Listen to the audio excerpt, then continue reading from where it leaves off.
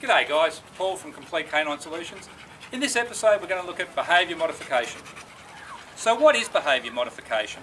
Well, behaviour modification is what happens in nature. It's how animals teach their peers, and more importantly their children, what's acceptable behaviour and what's not acceptable behaviour.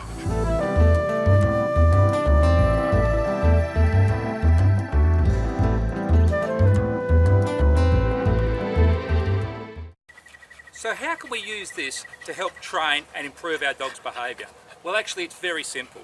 For every action or behaviour our dog carries out, we have three responses we can implement. We can either reward that behaviour, we can ignore that behaviour, or we can correct that behaviour. And depending on our response, we'll reinforce to the dog what's acceptable and the type of behaviours we want to encourage them to do.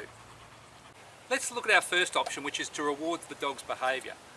What this tells the dog is that the behaviour they've just carried out is acceptable, and we want to encourage them to continue with that type of behaviour. Now, rewarding a dog is very powerful. Look, some trainers base their whole training principle just on rewarding. So it sends a very strong message to our dog that it is acceptable. So how do we reward our dog? We can give them a treat, we can make a big fuss about them, we can pat them, tell them they're wonderful, but basically we're just reinforcing that what they've done is acceptable behaviour. Our second option is to ignore the behaviour. Now, when we ignore the behaviour, what we're telling the dog is that personally, we don't care. You can keep doing it, you can stop doing it. The decision-making process is being placed purely on the animal. Now, ignoring behaviour is probably one of the biggest mistakes that dog owners make. And the classic example is where people, and I'm sure you've all heard it, have said, oh, if the dog jumps, just turn your back on it. But when we turn our back on the dog, what we're saying is, you know what, if you want to keep jumping, you keep jumping. If you want to stop jumping, stop jumping, but the decision is yours. So if the dogs are jumping or barking and we actually don't get involved and correct that behaviour, the decision on whether it's acceptable or not is going back to the animal.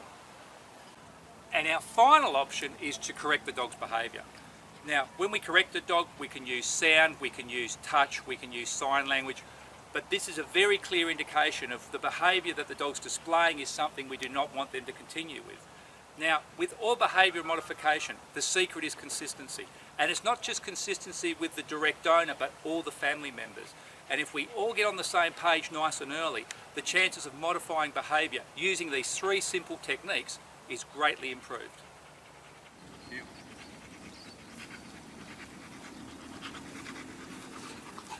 Well guys, I hope you found this episode on behaviour modification helpful and useful. And until next time, I'll see you later.